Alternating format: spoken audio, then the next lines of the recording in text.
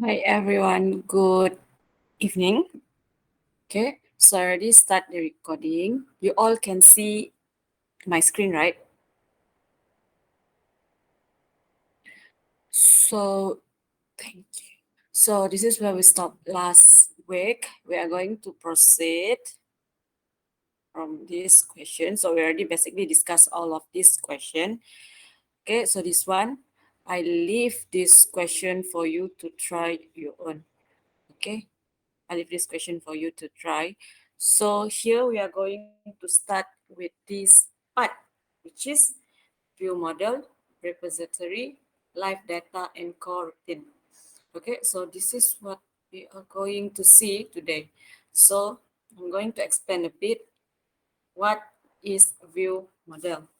Okay, so basically in mobile application, we use this view model to, to store and manage the UI that is related to data.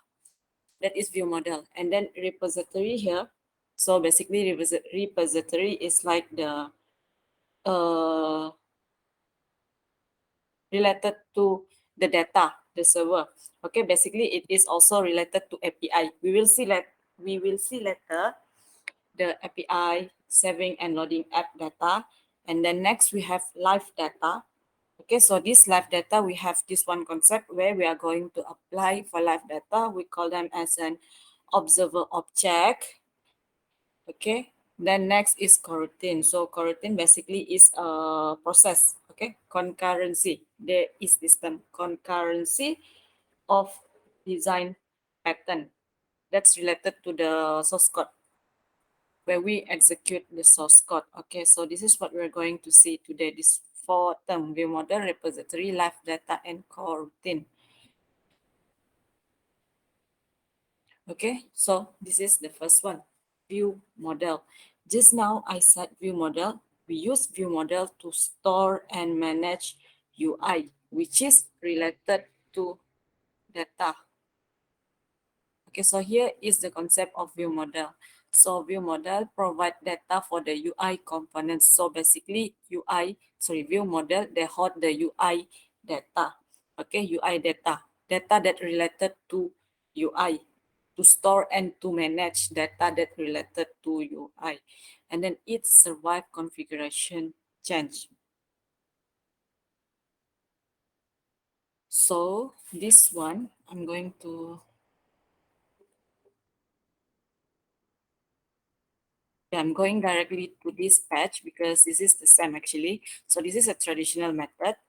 Okay, so this is a traditional method, traditional approach. Okay, so traditional approach, as you can see here, we have this process. Okay, from this activity instance, we go to rotation event and recreated activity instance. Okay, so this traditional approach here, as you can see, first they create the UI data. What is UI data? UI data is the one just now, any data that related to our UI. So here in this traditional approach, this is the first creation of the UI data during the activity instance, activity UI data, any data that related to our interface UI. Okay, and then next it's a rotation event. This is still the activity UI data, but this is the process where they are going to destroy this UI data. And then next they are going to recreate activity instance. Okay, just now they create activity instance and then rotation event. So at this phase or at this level, they are going to destroy the UI data. So when they move to the recreate activity instance, they are going to recreate the UI data. So again, we have this activity UI data. Okay, so this is the traditional approach for the view model. So remember, view model is we use view model to store and manage data that related to UI.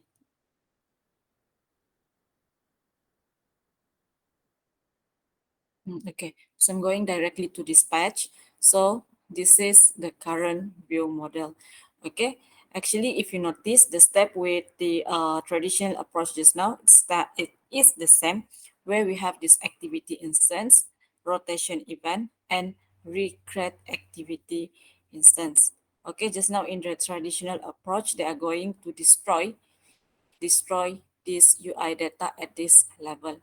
Okay, so for this view model, they don't have any they don't have any data that they destroy, so they contain as one container, view model. Okay, view model. So this is the last one that they have here is activity UI data.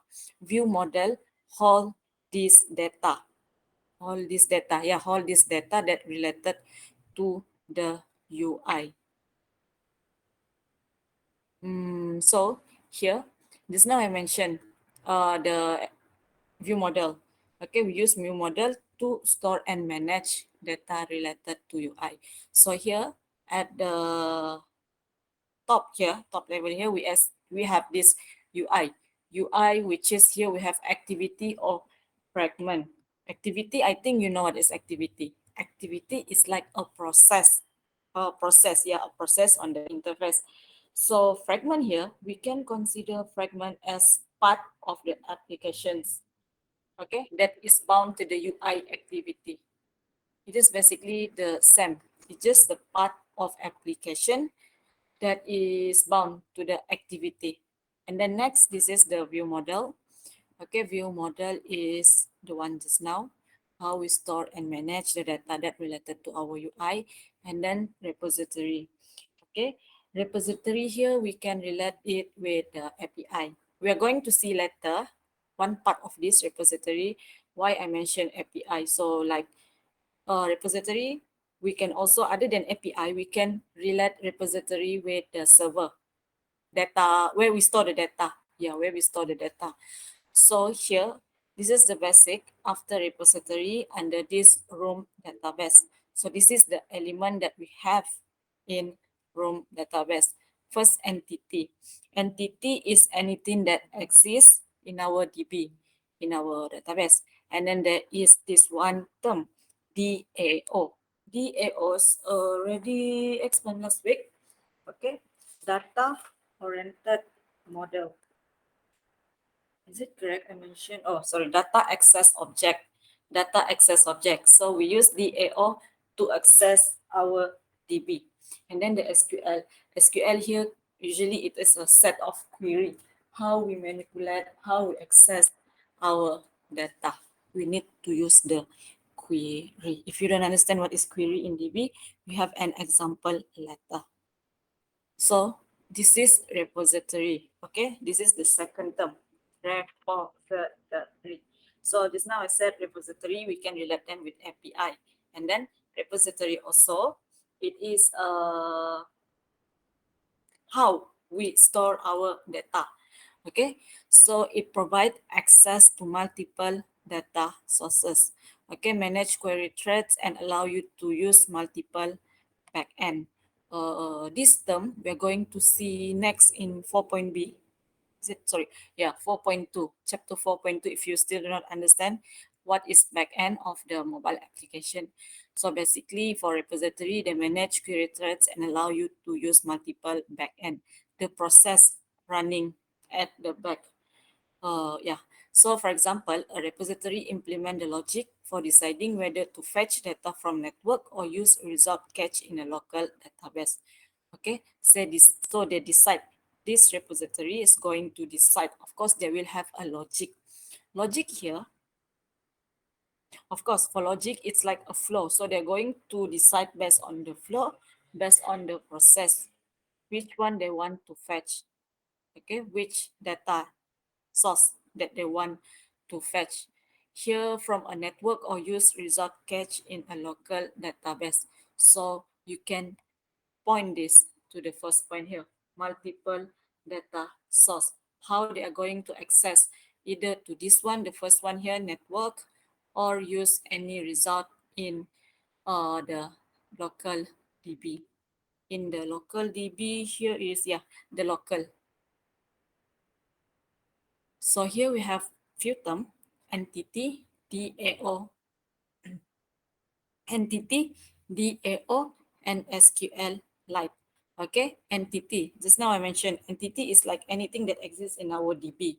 Anything exists in our table or database. So here they mention entity as a table. Next, they have DAO. DAO is data access object. Okay, so data access object, basically the purpose or the function of DAO is how they're going to, sorry, how your application is going to access to your database. So here DAO provides method to interact with the data, how they're going to manipulate the data, how they're going to retrieve the data. And then SQLite, also I remember I explained in our last class, SQLite is the DB. We use SQLite for our DB in mobile application. So it is a relational DB for mobile. And SAM also, with the SQL that you have learned, they're going to use query for this one. Basically, the query almost the same. Query is a set of instruction that we use in DB, in database. Okay. So this one is the same one with slide number 44. Okay, so we have UI. UI is the activity. Like I said, activity is any process that occur and then the user can see it at the front end, the UI. And then we have this view model just now that I've already explained. And then repository. Okay, repository is in page 45 just now. So after repository, we have this set element, entity, DAO, and then the SQL, as well as the network. Okay, so they add this part here, network. Why they add network in the repository? Okay, we can check back in page 45. Okay, provide access to multiple data sources. Okay, so the data sources here can be network. Even if you check the example in page number 45, just now they mentioned about local data or a network. So network and local data here consider as part of this repository. Okay, they add this one here, network. So here are the three term concept, activity, view model, and repository.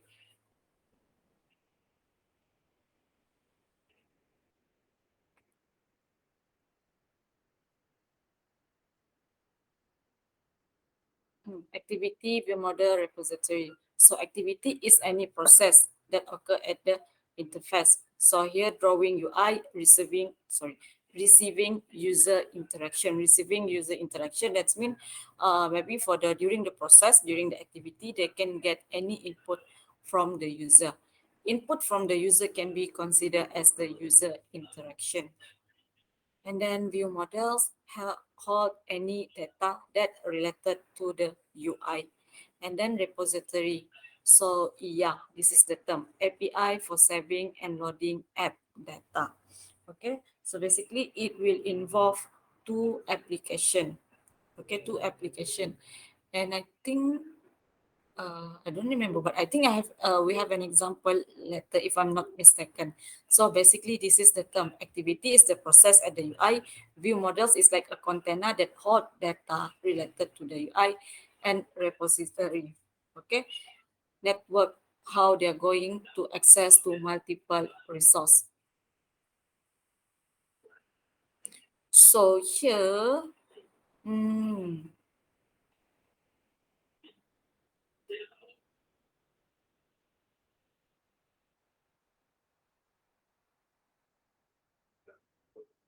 one A activity. This one is easy.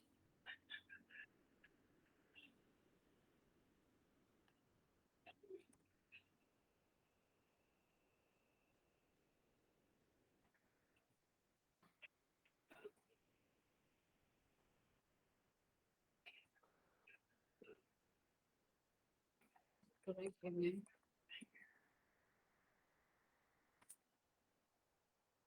Okay, so I give you around 5 minutes to provide me this answer. Uh, I think this is correct.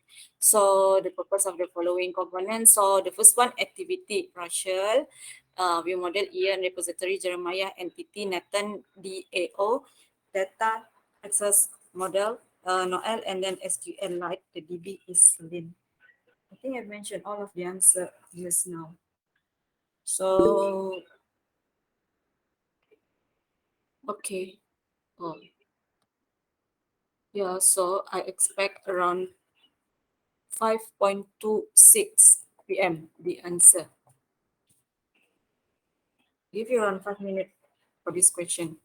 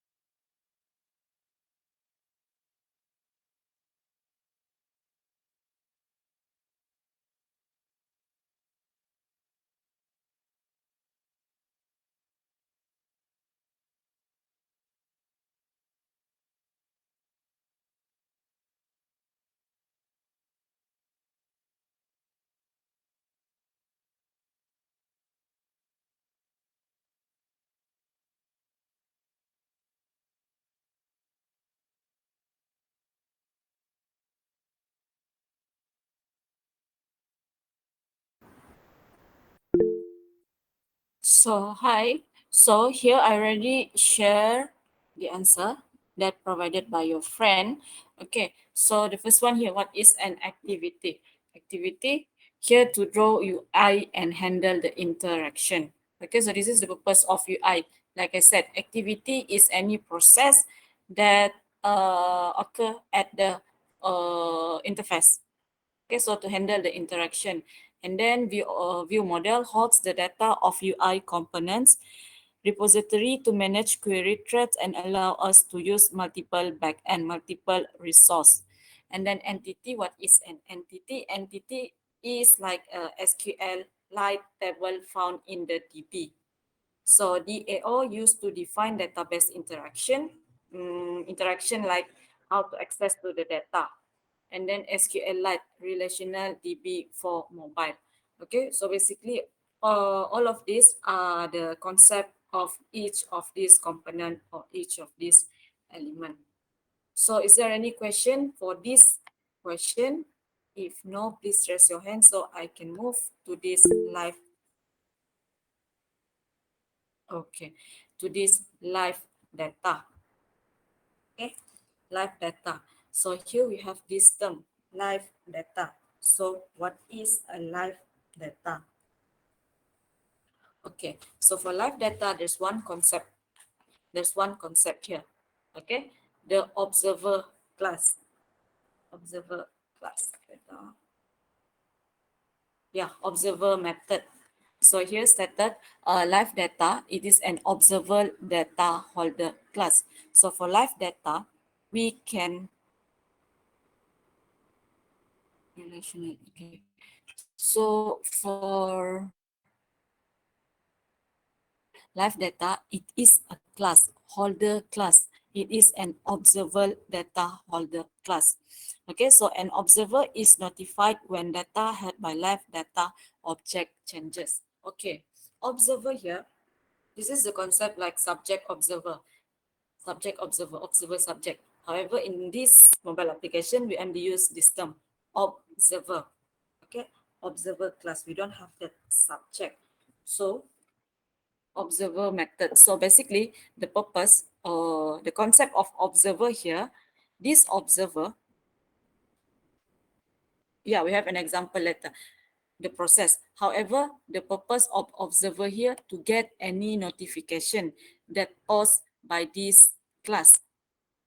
Okay, observer is notified when data held by live data object change. Like I said, this observer will get a notification if there's anything that they change in this live object class.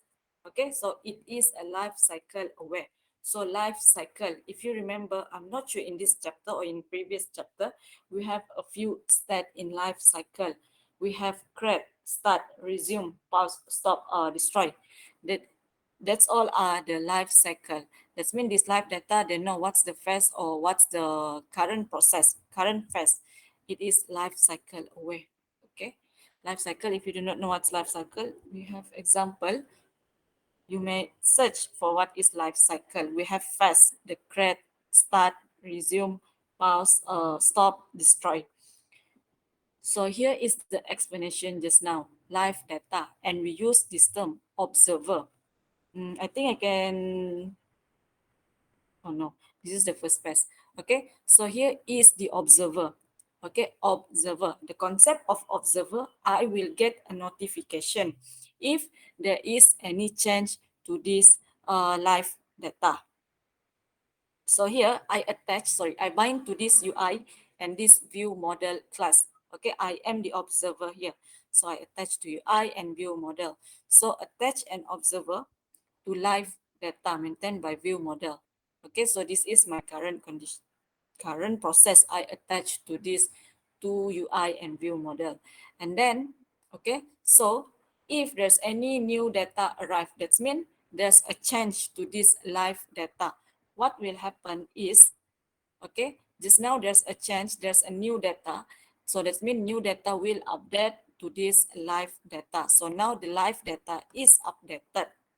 Okay, so live data is updated. So the observer here will get a notification.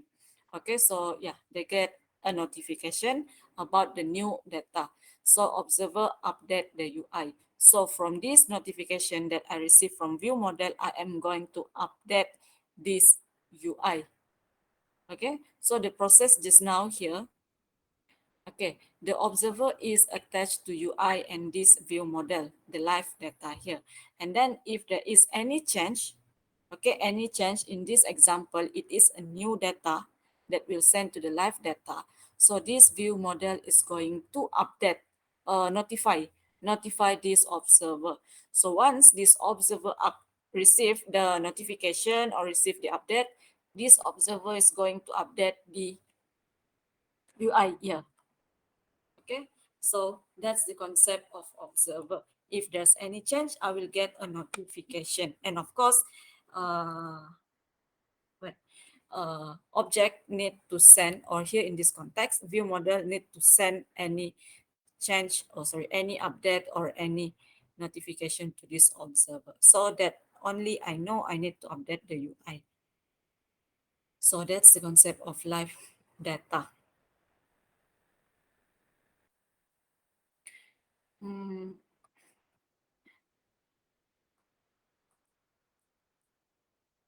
okay, so here class user profile view model. Okay, user profile view model. So private value user, multiple mutable live data. What is mutable live data? Mutable live mutable live data here is a subclass of the live data.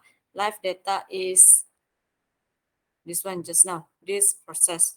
Okay, so mutable live data here is the subclass to this live data. Okay, so this is the process that they are going to do if you want to implement this subject or sorry, no subject here, the observer. Okay, observer method.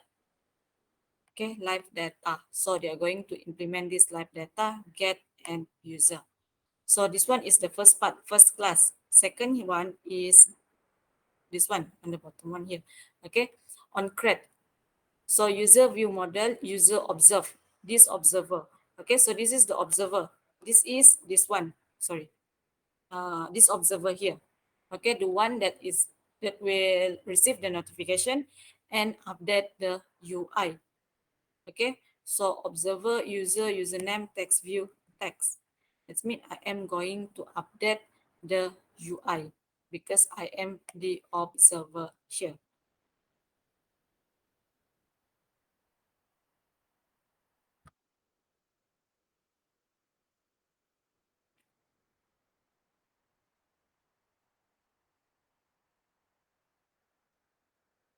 Yeah, this one is this one. Okay. So here, observer, user dot set value new user.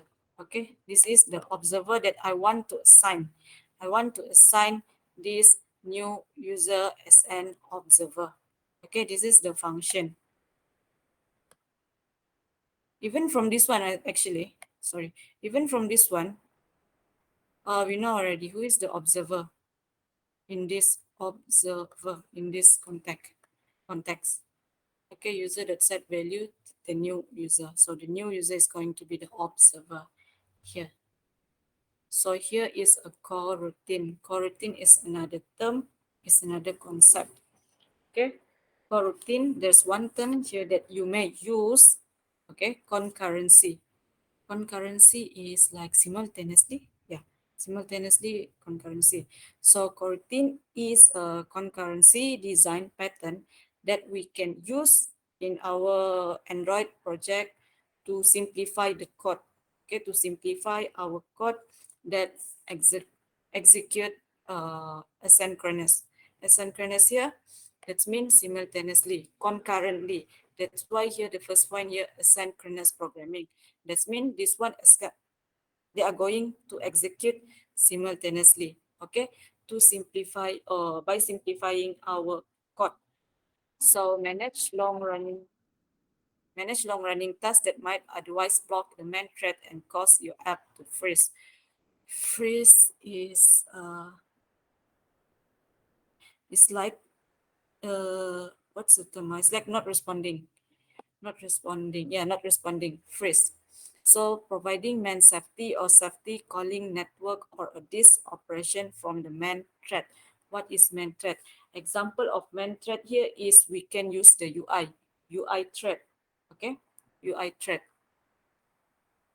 So here the coroutine. So remember coroutine, this is the keyword asynchronous programming. That means they are going to execute simultaneously at the same time. So this is our main thread and this is our coroutine. Main thread just now I said, for example, the UI thread. UI thread. That means they are going to process simultaneously. So there are two methods to start the coroutines. First is launch. Start a new coroutine and doesn't return the result to the caller. Any work that is considered as fire and forget can be started using launch. This fire and forget actually, this is the term that we use. The definition or the concept of fire and forget is this one. Okay, so this fire and forget, they won't return the result to the caller. That means no response. They won't return any result to the caller. That's what we call as fire and forget. Okay, so this one is the first method, launch. Next is asynchronously. So start a new coroutine and allow you to return a result with a suspend function called await. Okay, start a new coroutine. So for async, that means we are going to return a result. For the first one just now, launch, fire, and forget. This function won't return any result to the caller. But for async, starts a new coroutine. That means the program will execute simultaneously, and this function will return a result with a suspend function called await. Okay, so this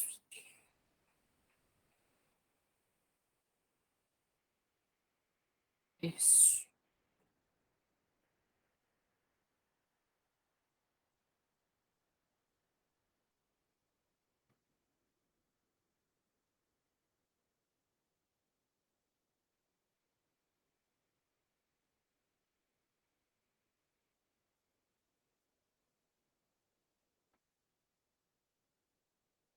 okay. So this is the example. Okay, so main global scope launch. So this one, launch a new coroutine in the background and continue. That means they're going to keep like running. You know it's running, right? That means the process is continue. Okay, so delay is this one, is the value that they have here. So actually they have this default time unit is ms, millisecond. So non-blocking delay for 1 second. So after the delay, they will return this statement, and then main thread continues while coroutine is delayed. So block main thread for 2 seconds to keep JVM alive, Java Virtual Machine alive. This means the process is still running at the end. So the example here is the time, okay, the process, the execution time, or what is, how long does it take to return this statement. Okay, so this is the example.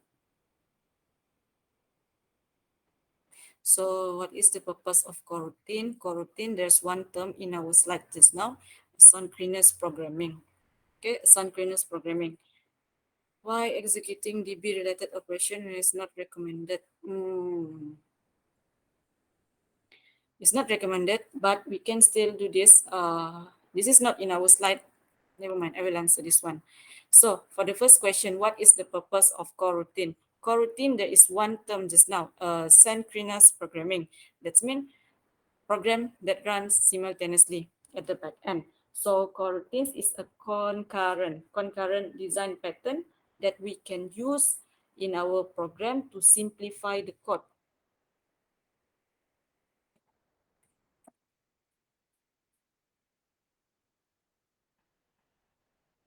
Simplify the code.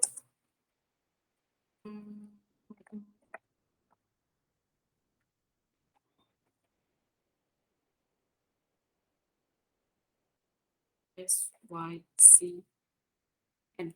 asynchronously.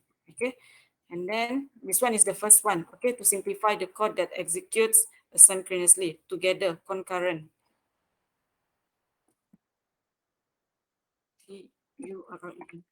Concurrent. So this one is for the first one. So why executing DB related operations on a main thread is not recommended?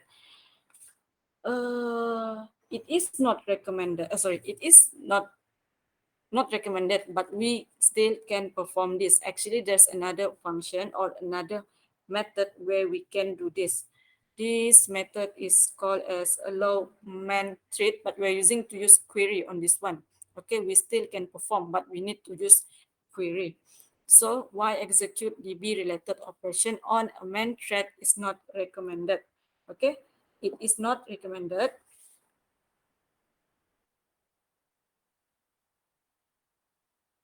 Mm,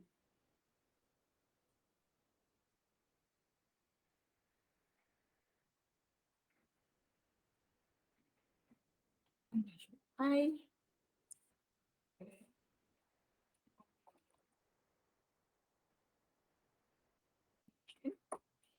operation. Mm,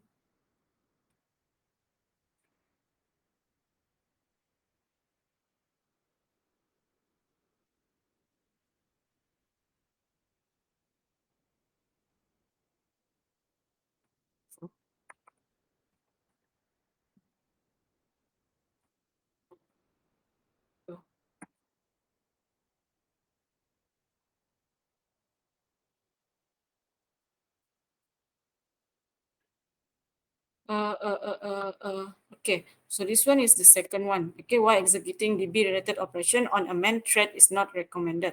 Okay, not recommended. Main thread, example of main thread just now I said is UI thread. So it is not recommended, but just now I did mention too. We still can do, but using a query, however, not recommended. Why? Because everything that happened in the UI, it will perform a long operation. For example, here we have this network access. Okay, how we want to get the access to the resource. Okay, so it will block the whole UI. So this is the reason why it is not recommended.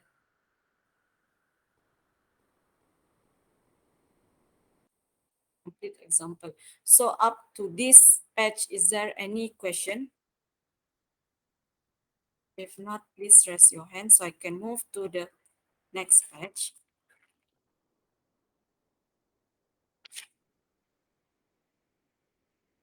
Miss, can you thread again relational DB?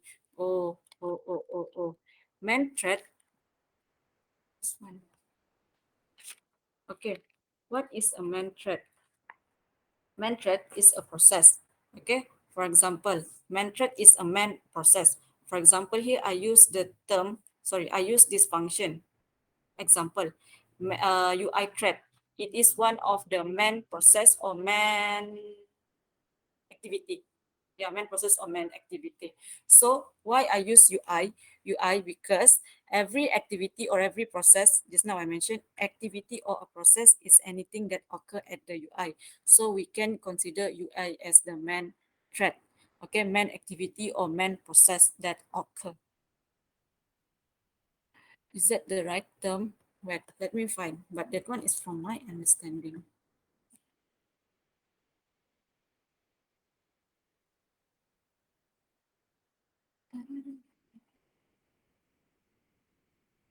Yeah, thread, main thread, any other components.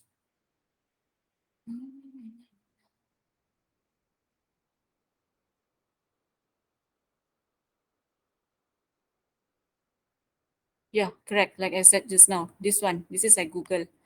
But basically the main thread, I copy this one. But basically the main thread is like the main activity or the main process that occur. So here is the UI event. Let me copy this one. Wait. I have a proper under explanation. The one I mentioned just now is from my understanding. So here is the one I Google. Okay, so when an application is launched, the system creates a thread execution for the application called man. So this thread is very important because it is in charge of dispatching event.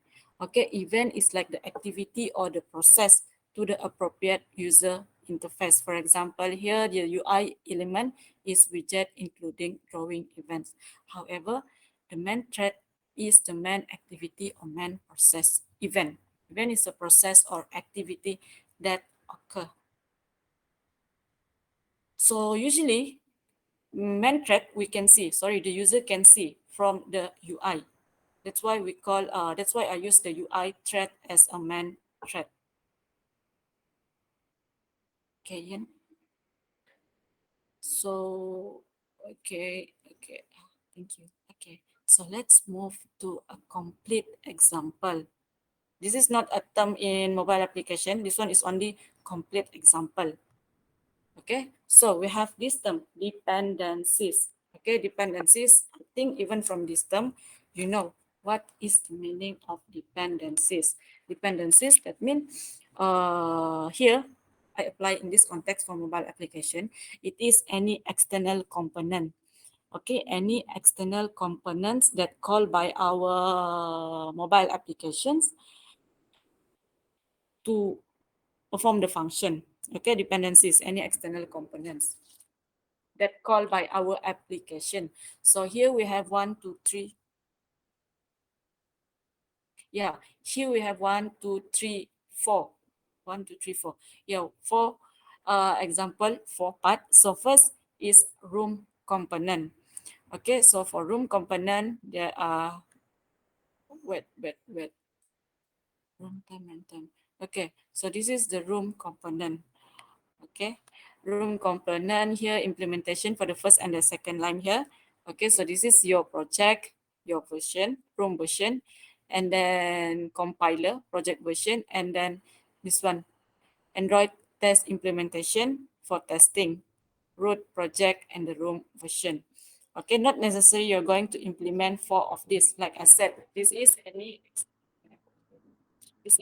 external component that our application call for the function. Next, just now we have room. Next, we have life cycle component. Okay, life cycle component. Life cycle already explained, but I don't remember if it is in this chapter or in previous chapter. Okay, we have life cycle, the phase that I mentioned just now. I did mention just now. Okay, life cycle is, for example, create, start, pause, resume, stop, destroy. That's the life cycle. Okay, so here they are going to use this component. They are calling this component, and then they have view model, Kotlin support. The view model is the concept just now. We already learned early of this lecture just now, and then coroutine. Coroutine is the one. I think you guys forgot already. What is view model? Just now, view model is the view model just now is our how we prepare and how we manage the data that related for our UI, how we access the data with our UI.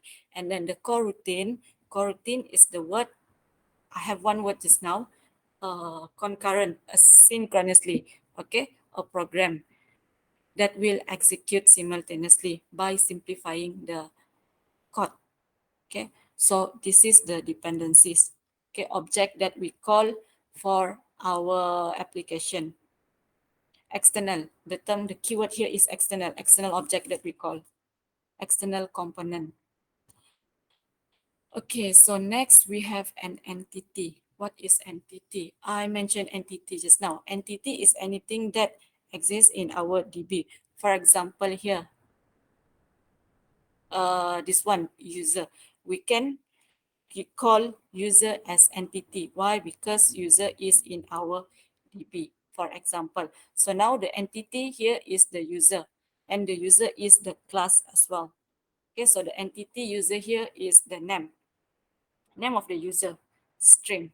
Okay, so this is entity. If you don't remember entity, what is entity? Entity is anything that exists in our DB. So here, for example, the user. Okay, the user is one of the entity. Uh, yeah. Next, view model. This one is only example. Okay, view model is how we store and manage the data. Okay, so this is our class view user view model. Okay, so this is the class of view model. Okay, so this is private repository, user repository, the user, and then this one is the initializer. INIT is the initializer. Okay, initializer. So basically this initializer, they get the reference to user DAO, DOA actually, DAO data access. Yeah, DAO from user room DB to construct the correct user repository. Okay, under this initializer, we have this DAO repository and the repository for user. And then the view model down here. Okay, so this is the example. Next, we have this DAO, okay, data access object. So remember for data, the keyword is up here, data. Of course, it is related with our DB. So the concept of DAO, what is DAO? DAO is how we are going to access to our database. Not necessary database, how we're going to access to our data. So of course, we have to use query. So this is the example interface, user DAO. So this is the query. Okay. So here query select all from user order by name ascending. That means they are going to return the user, the list of user that I have in my DB in ascending order. Ascending, that's mean from A to Z. And then here insert on conflict strategy, ignore. Suspend fund, insert user, and then delete. Okay, so this is example of query for DAO. Of course, not only this query, because this is only part of it, part of the query. So yeah, however, this is how we are going to implement the query for DAO. Actually, the query for DAO, there's not much different with the DB that you learn for your, because this one is for mobile application. So it's nothing much like, not really different with your DB for your system or mobile apps. Sorry, web pass. Next is repository. Okay, repository. So here is the class user repository, private value user, DAO. Okay, room execute all queries on separate thread. So here they have this live data. So again, what is live data? Live data is the concept where I use the term observer just now. Observer, I have this observer, so I'm going to update any notification or any change that I receive to my UI. Okay, so here, live data. So here, we combine these three: view model, repository, and DAO. Okay, so class user model, user view model. So this one is my first part, user repository. Okay, live data give us update words when they change. Yes, like I said in the previous slide, live data, any update, any change, okay, they're going to give us notify the observer, not us. They are going to notify the observer. Okay, so next is initializer. So get a reference to the AO from this room DB to construct the correct user repository. That means they want to access which resource. Yeah, which resource that they want to access. And then the last one here is the view model to use a coroutine to perform long running operation.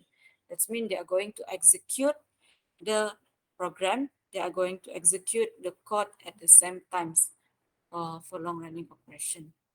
Okay, so basically this is where they combine this three-term view model, repository, and DAO. If you don't understand the single definition, it's not definition, concept.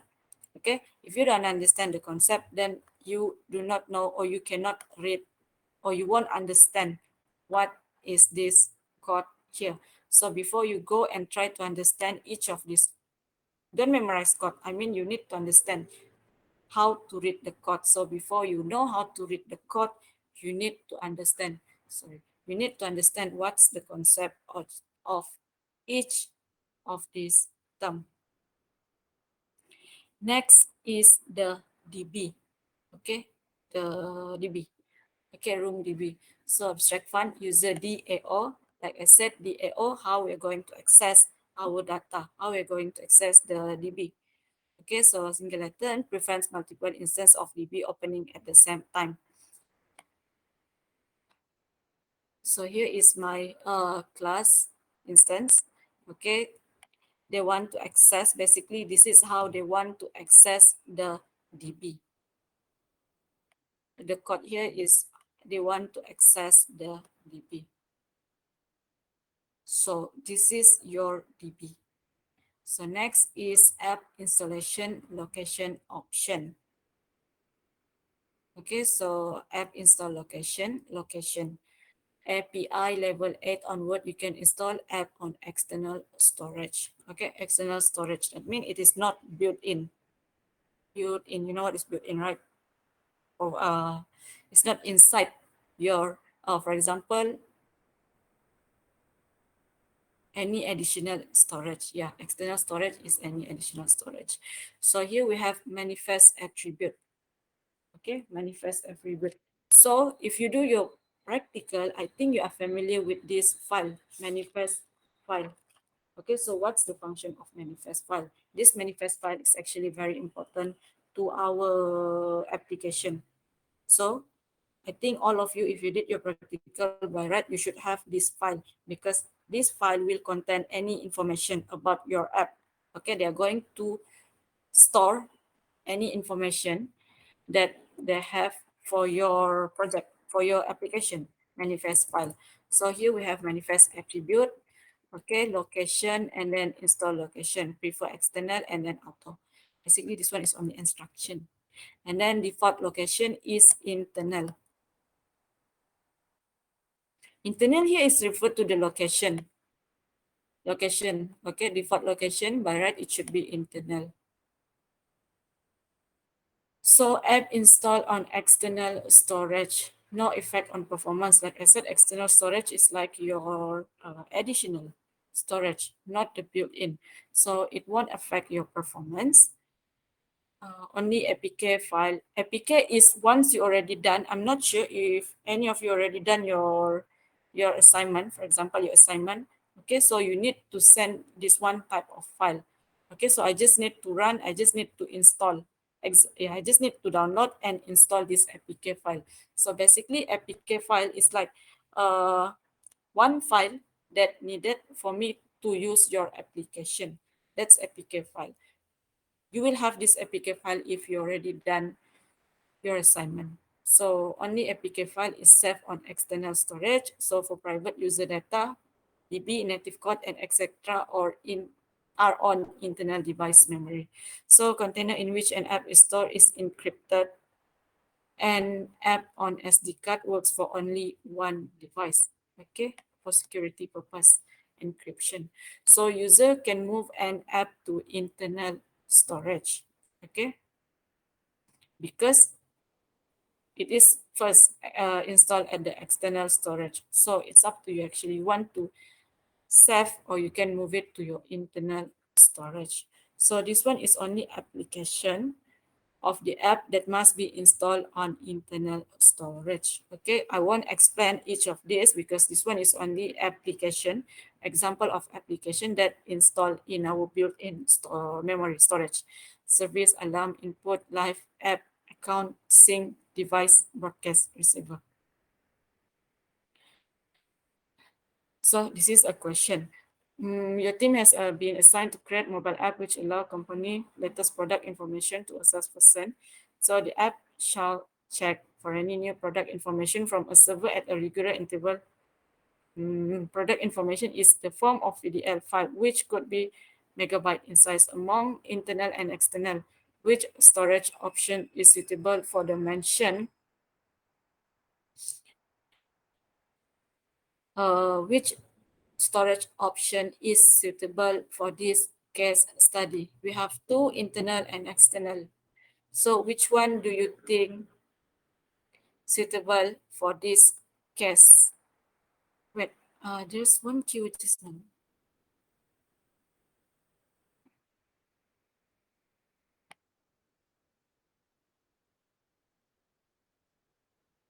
So what do you think? Sorry. What do you think between these two, external and internal storage? Which one is suitable for this case study? Hmm.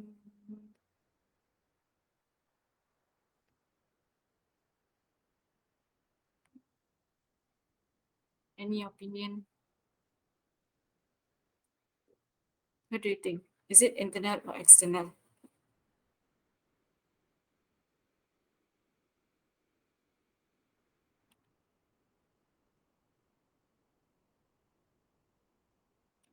No response.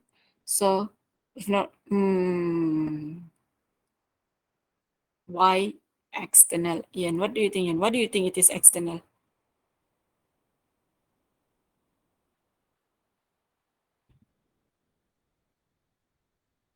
This one should be the last batch. Yeah. Any opinion?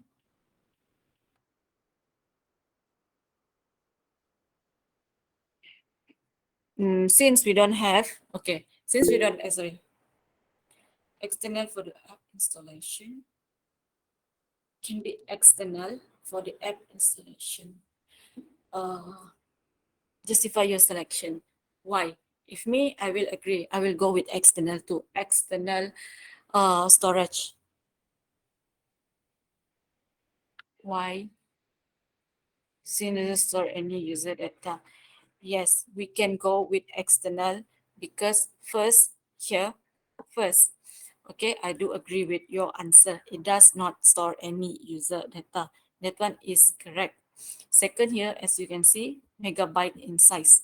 This one is quite big. Wait, let me check the conversion.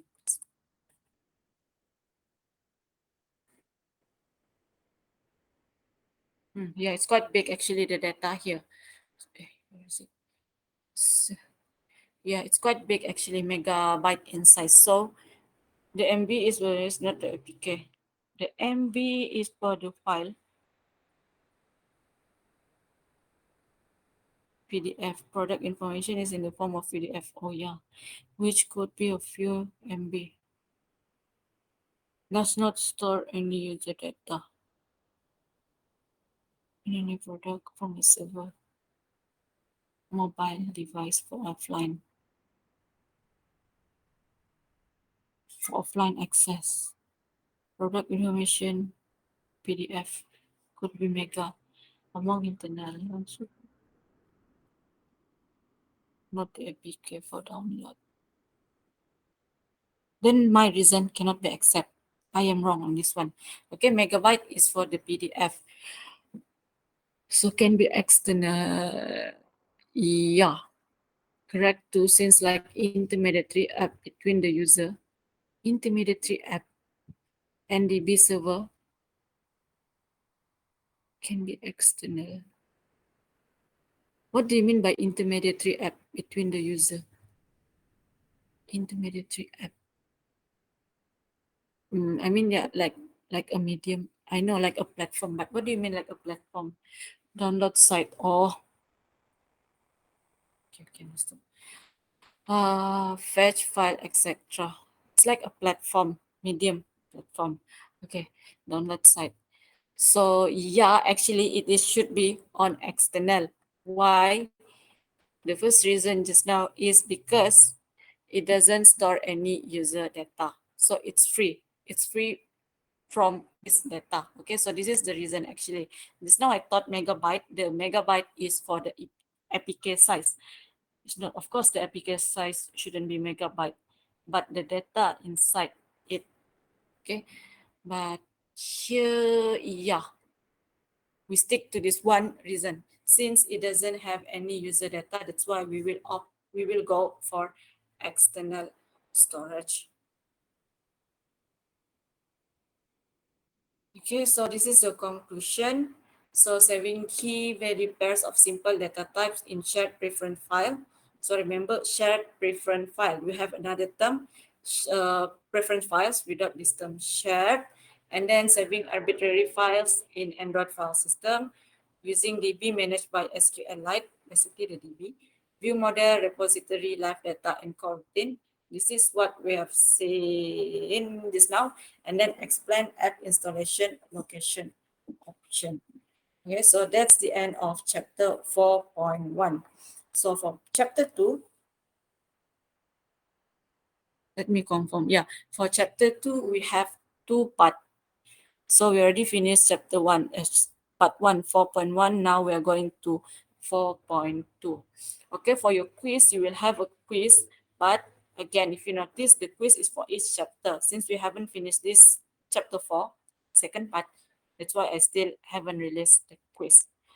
Okay, so before we move to chapter 4, is there any question? If not,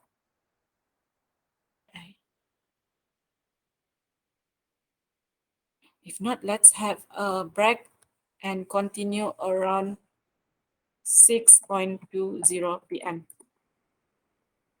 Is that okay with you guys? Okay, thank you.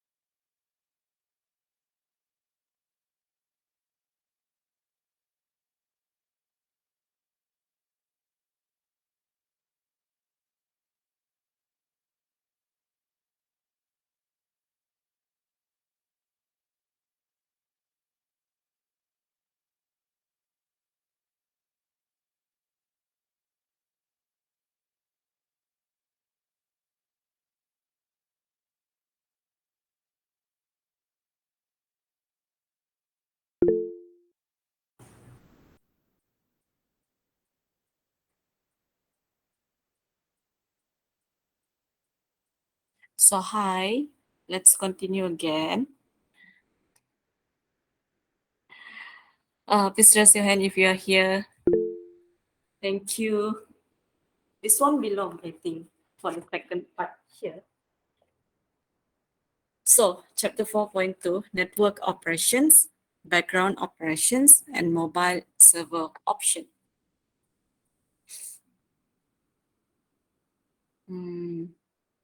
Okay, so this is the objective for this 4.2.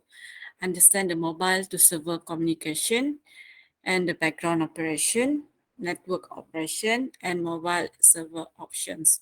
Of course, we cannot finish this objective, this one chapter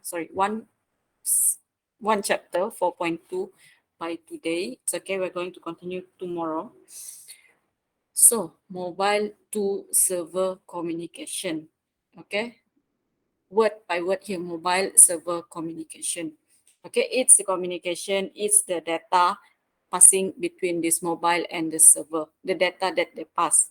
So most mobile application are the front end interface and the back end service. Just now in 4.1, I did mention about this term, back end. For those who still do not understand, but I think this is minor and you guys know what is the difference between front end and the back end. Front end is what the user see, what we see. When I use your application, what I see. That is what we call as a front end. And then the back end service here in this context, in mobile application context, back end service is referring to the process. The process, I mentioned process two times. Sorry, the process behind your activity. Okay, so the two components use API to communicate with each other. Okay, API is the application programming interface. So the basic function of API is for communication between application.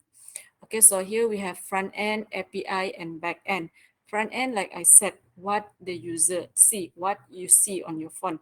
API, this is like a platform, application programming interface. This is a platform where your application need this platform API to transfer or to communicate between the back end process here.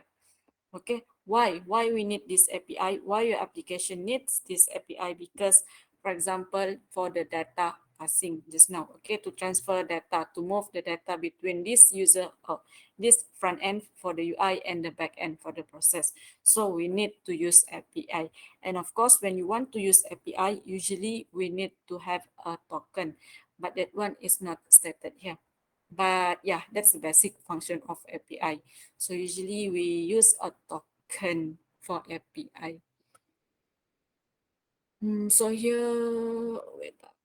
So front end is everything that the user sees on a mobile, include the design of app.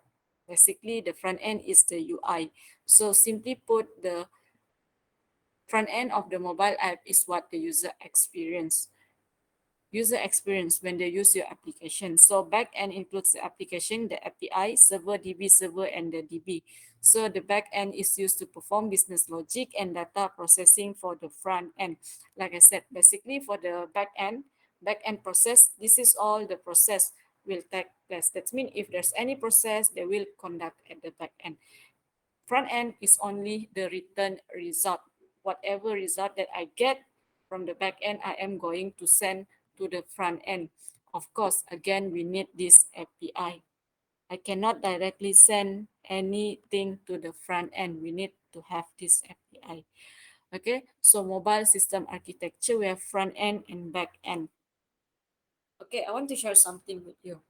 For the web base, okay, for the web base for the system, usually we can have two different role for this one, front end developer, back end developer, two different role. That means different people do the design, do the UI, and different people will do the back end. Back end is in the connection to your DB, the coding. That will go for the back end. Usually for web base, we have different role. Front end developer, the UI. Back end developer is the coding part, okay, the coding, the DB part. So it is two different role.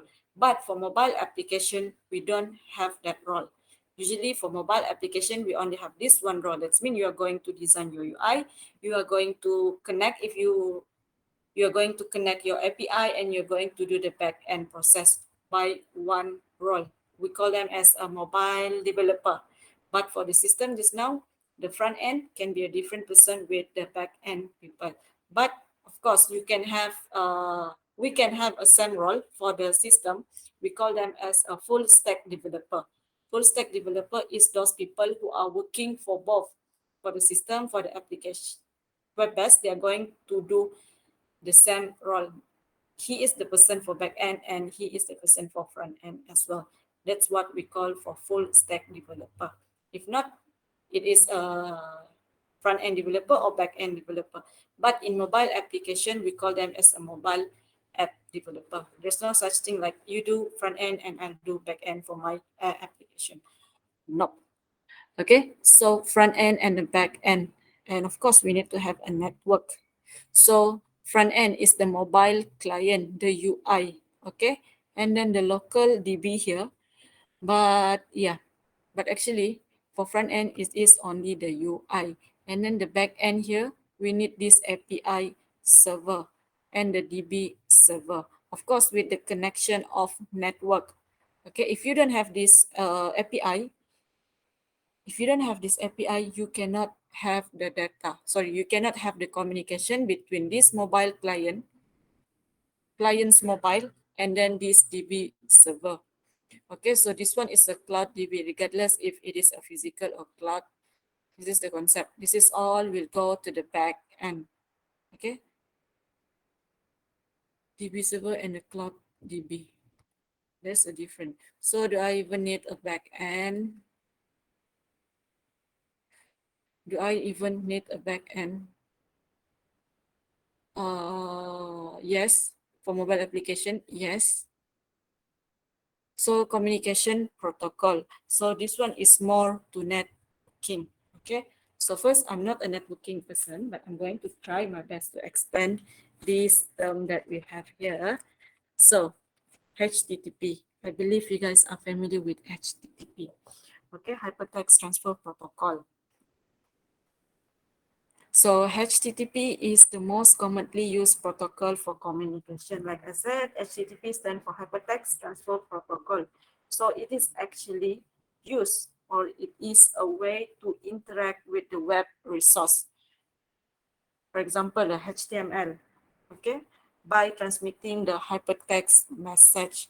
So here we have three method to do the communication. Sorry, method for the communication. So we have SOAP. Okay, we're going to see later what is SOAP stand for. REST and XML RPC.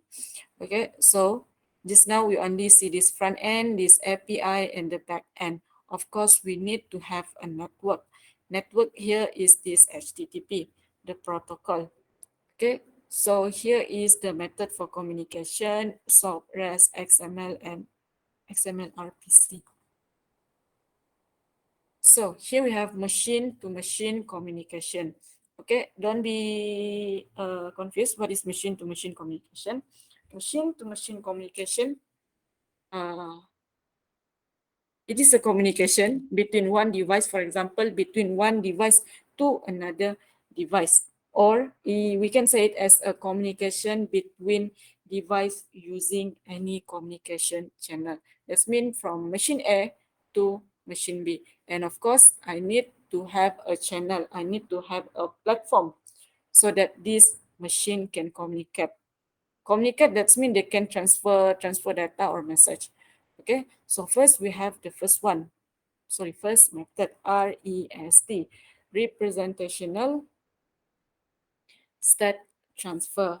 So this is actually an approach for software architecture to ensure the interoperability between different internet computer system. Okay, to ensure interoperability. That means the interoperability, that means the function, how do I explain? Interoperability between different internet computer system. Okay, so they support few data format here, HTML, XML, and JavaScript object. notation. JSON. JSON here, okay, we have Java. I know you know Java. JavaScript is not as complicated as, sorry, JSON. JSON is not as complicated as Java. Java is a standalone language, one programming language. JSON here is more to like a lightweight text format. Okay, it's not as complicated as Java. Okay, so that's why they stand together with HTML and XML. Basically, it's for the front end. So JSON is like a use of operator notation, however not complicated. So inherits HTTP operation. This is a function: get, post, put, and delete. Okay, so basically this is the function for get, retrieve. Okay, retrieve information. For post, submit to the resource. And then put, we use put to replace any current representation. And then delete the specified resource. So next we have SOAP, okay, Simple Object Access Protocol. So if I'm not mistaken, I used this one last time for the API, but I forgot already how to use SOAP. Simple Object Access Protocol support data format XML. Okay, XML is one of the format for front end where we usually plug in or apply this to the HTML or PHP. Okay, extensible markup language, front end language. So works with application layer protocol. Just now I mentioned HTTP, SMTP, TCP, or UDP. Too many protocol here. HTTP, SMTP, TCP, or UDP. So HTTP I already mentioned, and then SMTP is a simple mail transfer protocol. TCP, transmission control protocol, and UDP is user datagram protocol. Okay, so here the comparison, usually people will compare these two these two protocol. You guys learn networking, right? So correct me if I'm wrong. TCP and UDP. So usually UDP is faster, okay, faster in terms of speed compared to TCP. UDP is faster in terms of speed to the TCP. And then usually the UDP is up to that in terms of the protocol compared with TCP. TCP, UDP. Okay, so this is example of REST data format. So here we have two front-end language. We call it as front-end language, XML and JSON. Actually, for front-end language, HTML, XML, JSON, PHP, this is not really complicated actually. So this is, okay, so the first line here, I'm going to just go through this example. XML version, this is the version to our XML document. Okay, so for one complete document, for example, this one, we call it as XML document. So XML document, we need to start the XML version. So here is the XML version 1.0. Encoding. Encoding here is not necessary UTF-8. We have other encoding, UTF-8, 16, another encoding. So this one is the authentication context. This one, username, password, validation factor. This is all the element inside this XML. Next, we have JSON. Like I said, JSON is not as complicated as Java. This one is for the front end. So here is easy to understand. Okay, so this one is the username, password, validation factor, name, and remote access. So this is the value. I think this is some kind of, stated here, remote address. Okay, so this is the data format that support for REST. Next, we have SOAP, Simple Object Access Protocol. Okay, so it's almost the same with XML just now. If you see the pattern, HTML, XML, they have this what we call a stack. Okay, actually, if you already learn one front-end language, if you already learn one front-end language, for example, PHP, or maybe you use XML. What else? PHP, XML. It's easy actually for you to understand other front-end language because basically the format, it is of course different between the language, but the format almost the same.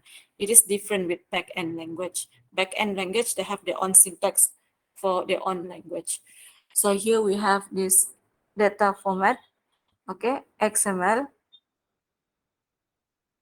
Yeah, this is the example of SOAP, SOAP data format. Okay, now we have parser. Parser, where did I mention parser? However, parser is a compiler or interpreter component that breaks data into sub-element or smaller element, so it's easy for translation. Okay, parser. Parser is any compiler or any interpreter, okay, that breaks the data into smaller elements, so it is easy to convert or to translate into another translation. So most Google APIs are available as JSON REST service, and JSON is faster and easier than XML. So Android use JSON's object to read the JSON stream. So this is the JSON object. Okay, example of JSON's object. So first, of course, creation of your object, and then creation of an array with the initialization array. So this one is the for function for this array for JSON. So next we have main and background thread. Okay, so there's a difference between main thread and background thread. So UI and network operation should be implemented on different thread. So usually UI will go for main thread, and network will go for background thread. There's an example in the next slide. Okay, so Android cross this function if you perform network operations on UI. So basically, this is, it's not basically, the function of this exception, if we get this result, we get this,